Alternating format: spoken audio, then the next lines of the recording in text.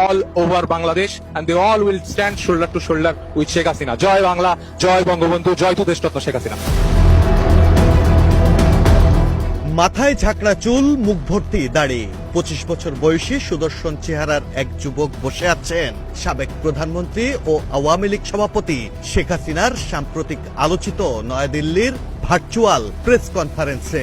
বক্তব্যের এক পর্যায়ে তিনি 2024 সালের জুলাই আগস্টের আন্দোলনকে জুলাই আগস্ট সন্ত্রাস বলে অভিহিত করেন। বক্তব্যের শেষে শেখ হাসিনার দেশে ফেরার প্রসঙ্গ তুলে তিনি জয় বাংলা, জয় বঙ্গবন্ধু, জয় দেশরত্ন শেখ হাসিনা স্লোগান দিয়ে বক্তব্য শেষ করেন।